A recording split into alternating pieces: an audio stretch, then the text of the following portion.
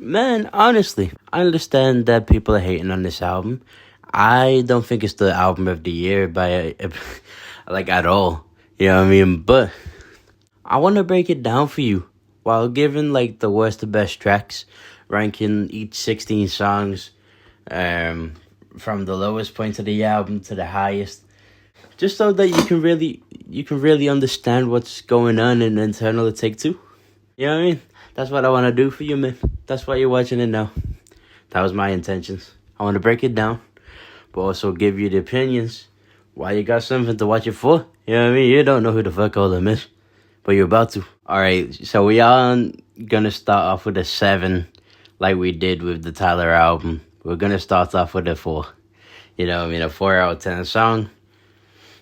Being, I think it's called, it's Pause and Mars or Pairs and Mars? Like something, Pause in the Mars. You know that one. We're going to be talking about that one. That's a 4 out of 10. And there's why. On this song, it feels like Uzi was trying to be innovative and has something to talk about. However, it's not delivered in the best way and can come across off as offbeat gibberish. It does carry this EA2 sound, which is a good thing, but it's not one of Uzi's strongest unless you get too close to a horse. Damn. There is swag in Uzi's cadence, but there are better songs on the album that showcase it way better than what this song did. So now we come to a 5 out of 10 song in Lift 'Em Up. Uzi claims that he's running through shit like he's not even really trying to make a hit. Where the only problem in that line is it's very evident over the album that Uzi is not really trying to do nothing and he's just running through all like the beats he at least can hit his fucking dance to or whatever, bro. The song doesn't engage you too much and it's so easy to be distracted from it just by anything. Like, there could be a leaf. It'll take you out of the song. It's like just nothing to keep you engaged. Another 5 out of 10, but just above it, Mr. Chow. The drums on this are reminiscent of the type of drums Lil Uzi would have on his song Coffin. Realistically, just a perk, as the kick and everything else could be leaning towards what Uzi had on Love vs. the World 2. It does fall as one of the weakest songs on the album. I don't know why. I don't know that when they chose to like mess around with the automation for the volume, that they took Uzi's voice with it instead of just letting it be like a turn down the beat, let Uzi ride over it. You know what I mean? That just, it's not a good creative decision. No matter what Uzi does release, it's always going to be accessible to the people like me who did kind of get into rap around that SoundCloud era. Because we view Lil Uzi Vert, as I do at least, as one of the GOATs. So if Lil Uzi was to drop like an album tomorrow, like again, Eternal Take 3, I'm gonna tune in because I really am a fan of Uzi. Even though I'm more than likely to rate it like a 2 out of 10. You know what I mean? Not as good as the albums that we really fuck with. You know what I mean? Like a Lover's Rage 2. Definitely a Lover's Rage 2. Or the original Eternal Take. So we know what he's capable of. It's just, he's not in that bag right now. In some of the songs he does deliver. We will get to them. We're just not in that part of the list yet. Stay tuned. So we got Chips and Dip coming into a 6 out of 10. Chips and Dip sound so good with a distorted day away. And it does that to the feel. The problem is they keep taking it out and replacing it with these weak-ass drums. And it doesn't really hit the same. If the song ran with its distorted features, it would probably be placed way higher on the list. Much higher on the list. Probably like a high 7. But they keep taking that distorted 808 out, ruining the whole song. Just above that is Black Hole. Even though that this is a cool cut, it does go over your head as it's not too engaging. The instrumental is nice. It has this low-key melody in there. Maybe this one is one to get high to, but I don't condone it. It still carries the sound and the aesthetic EA2 was going for. It's just that there's not enough to keep you invested in this track. So we go one above that one. It's Space High. This falls in a fortunate place in the album because even though it is more of a filler track, the last songs before it give it something to work off of. It's basic, but there's still feel, and it doesn't completely ruin the vibe of the songs beforehand. She stank. She definitely do stank.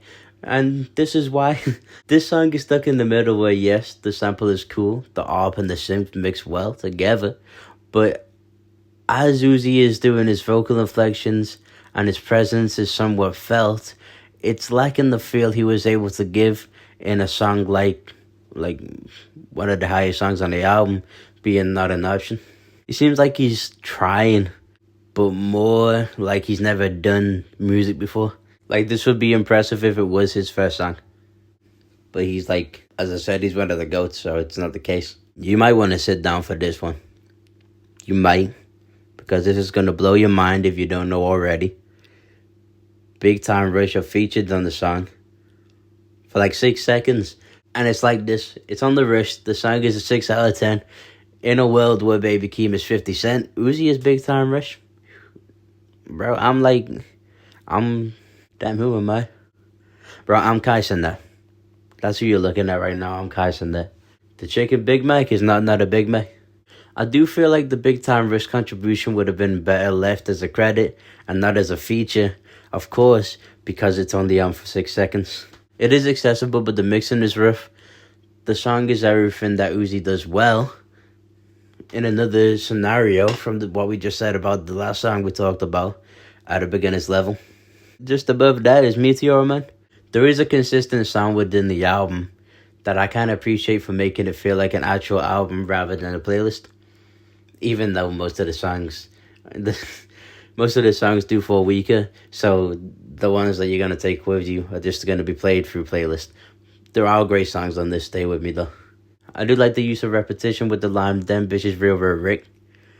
And I like the voice modulation or inflection.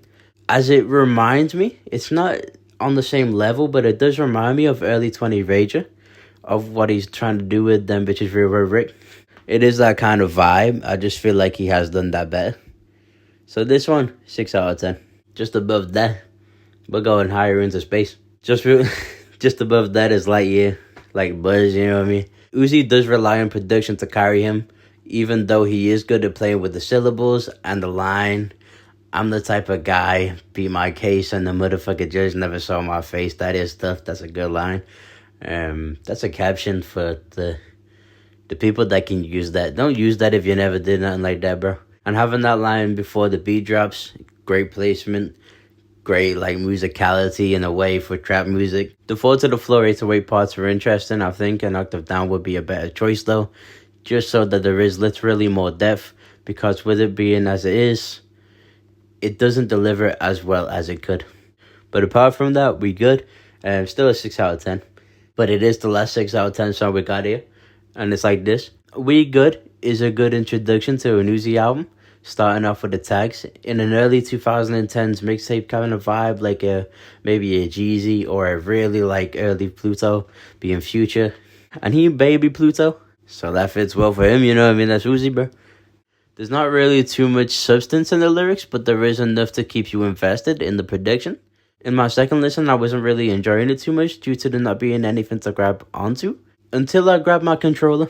And I was playing a video game, which made me understand the type of scenario it caters to. In an outdoor environment, you want to listen to this in a festival. In indoor, you're more likely to enjoy it while you're gaming. But no excuses. Let's talk about the better songs on the album. Let's move it up to a 7 out of 10. And let's talk about Godard's song, which is like this robot doggy ass. Because Uzi, why not? It's Uzi. Why not? This song is weird, but I do appreciate a lot of the qualities it has. The vocal inflections to the instrumental, it seems a lot more professional and experienced than some of the songs on EA2. This is what I would want Uzi to lean in more to, if he ever wanted to add an album to the Love Is Rage series. And that's why I prefer this to be Eternal 2, because Uzi's Power album wouldn't make any sense anymore, since Young Thug just got out of jail, 15 years probation. Yeah, slime. And he's not in the right creative mind to be adding another album to like Love Is Rage 2 or even the first Love Is Rage. We're definitely getting closer to the better songs. We're getting closer to talking about the better songs as we talk about one of the best songs. Not an Option. Definitely one of the strongest songs on the album. It's rage, so it's modern, and Uzi is deeper in his bag compared to The Rush or Pause and Mars. I like the way they took the line, got a burst on Vert, need a Vert with the big rims, and ran with it, as the rhyme scheme creates its own groove. There's a part in the production where he adds to the sci-fi aesthetic, which adds to Uzi's "I'm from outer space" vibe in a very strong way too. And just above that one, we come to an 8 out of 10. We're talking about the hit off the album, a lot of people's favorite. Let's talk about Chill Bay. So the album does pick up more towards the end. I know I did see a review that said it got progressively worse towards the end, but that's where it really starts to pick up.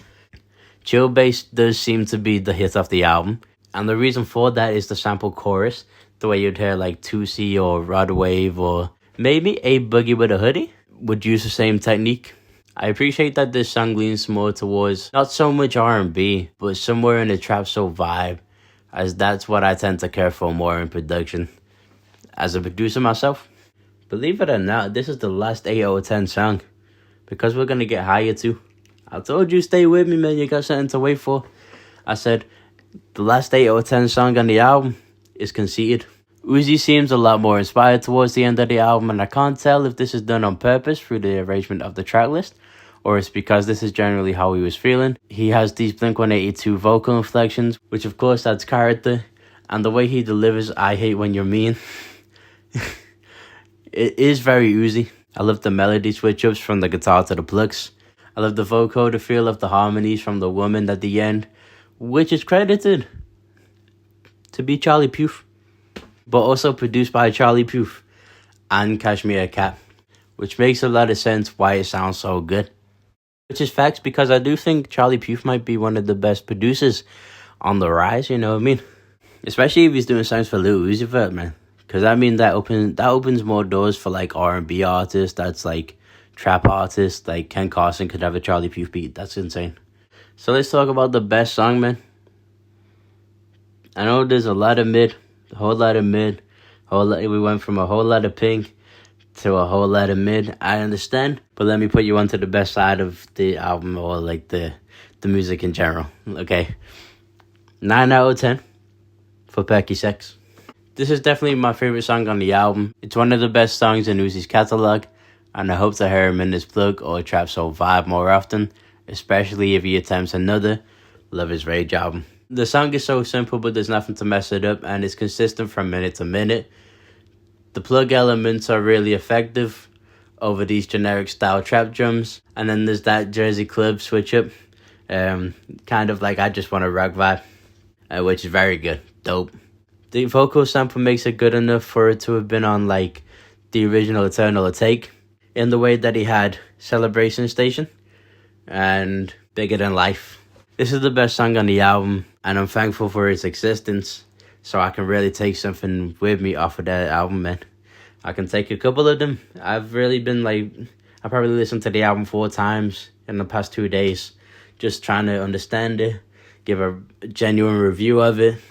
I'm rocking with it. But on my first experience, my first listen, it was when I woke up. I gave it a 7 out of 10 from just like not rating anything, just front to back experience, trying to see how I really felt about the album, just listening to it. But if we tally up each score for each track, then we get a 6.3 out of 10, being that there's 4s, 5s, 6, 7, and even a 9. There is a 9 there. So then we add 6.3. Then we add the 7.